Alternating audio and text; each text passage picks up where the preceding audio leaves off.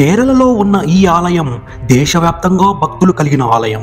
దీక్ష వహించిన అయ్యప్ప భక్తులు ఏటా నవంబర్ నుండి జనవరి వరకు ఇక్కడికి వచ్చి తమ దీక్షను విరమిస్తుంటారు. ఆ సమయంలో ఈ ఆలయానికి ఎన్నో కోట్ల రూపాయల ఆదాయం వస్తుంది. ఇక్కడ ఆలయంలో తయారు చేసే ప్రసాదం అమ్మకం ద్వారా కూడా ఎన్నో కోట్ల రూపాయలు వస్తుంది. ఈ ఆలయ వార్షిక ఆదాయం ఎన్నో కోట్లు.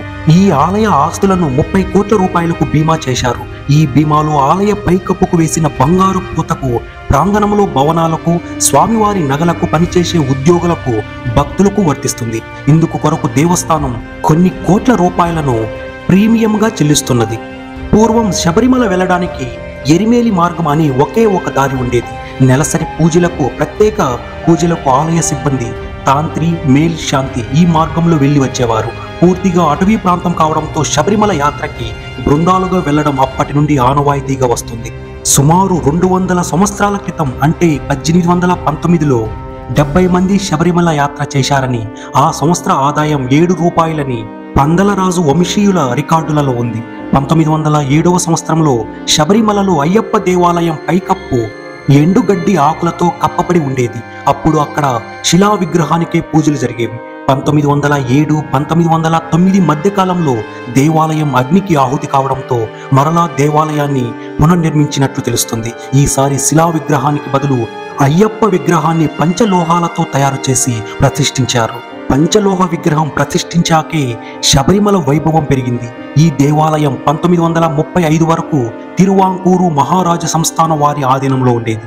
1935లో దీనిని తిరువాంకూరు దేవస్థానం బోర్డు వారికి అప్పగించబడింది.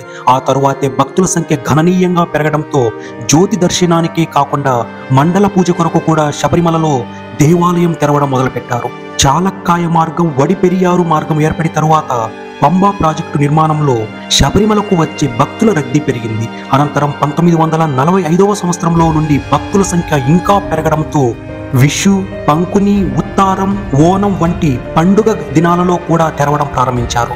శబరిమలకు వచ్చే భక్తులు పెరగడంతో 1980 నుండి దేవస్థానం బోర్డు వారు శ్రద్ధ తీసుకుని పంబపై వంతెన, పంబ నుండి విద్యుత్ దీపాలు, మంచినీటి కుళాయిలు, స్వాముల విశ్రాంతి కోసం పెద్ద షెడ్డు నిర్మించారు. 1984 వరకు పదునెట్టాంబడిని ఎక్కడానికి పరశురామ నిర్మితమైన రాతి మెట్లపై నుండే ఎక్కేవారు. వారు వెళ్ళే పడిని బట్టి ఆ మెట్లపై కొబ్బరికాయ కొట్టి మెట్లు ఎక్కే ఆచారం ఉండేది. మెట్లు అరిగిపోయి అన్ని మెట్లపై కొబ్బరికాయలు కొట్టడం వలన భక్తులు అనేక ఇబ్బందులకు గురి కావడం చూసి భక్తుల విరాళాలతో పదునెట్టాంబడికి 1985వ సంవత్సరంలో పంచలోహ కవచాన్ని మంత్రతంత్రాలతో కప్పడం జరిగింది. దీని వలన 18 మెట్లు ఎక్కడం సులభతరమైంది. భక్తుల రద్దీ పెరగడం వలన తొక్కిసలాటలు లేకుండా ఉండటానికి వీలుగా 1982లో ఫ్లైఓవర్ బ్రిడ్జిని కట్టి దానిపై నుండి పదునెట్టాంబడి ఎక్కిన తరువాత క్యూలో వెళ్లడానికి ఏర్పాటు చేశారు. కొండపై నుండి మాలికాపుర అత్తమ్మ గుడి వరకు ఫ్లైఓవర్ బ్రిడ్జి కట్టడం వలన యాత్రికులు తిరగడానికి వీలుగా ఉంది. 1989, 90లోనే పంబా మార్గంలో కొంత భాగం, సన్నిధానం ఆవరణలో మొత్తం భాగం సిమెంటు కాంక్రీటు వేసి బురద లేకుండా చేసి భక్తులు విశ్రాంతి తీసుకోవడానికి అనువుగా తయారు చేశారు. 1985 నుండి పక్కా బిల్డింగులెన్నో అక్కడ నిర్మించబడి శబరిమల స్వరూపాన్ని మార్చాయి. బెంగళూరుకు చెందిన భక్తుడొకరు శబరిమల గర్భగుడి పైన చుట్టూ బంగారు రేకులతో తాపడం చేయడానికి పూనుకుని 2000 సంవత్సరంలో పూర్తి చేయడంతో శబరిమల స్వర్ణ దేవాలయంగా మారింది. శబరిమలలో వంశపారంపర్య ముఖ్య పూజారిని తాంత్రి అని పిలుస్తారు. పరశురాముడు పూజ కొరకు ఆంధ్రాలోని తూర్పు గోదావరి జిల్లాలోని హరిహరుల కలయిక జరిగిన ప్రదేశమైన ర్యాలీ గ్రామంలో ఉన్న భట్టు రాజుల వంశీయులను తీసుకెళ్లారని చెబుతారు.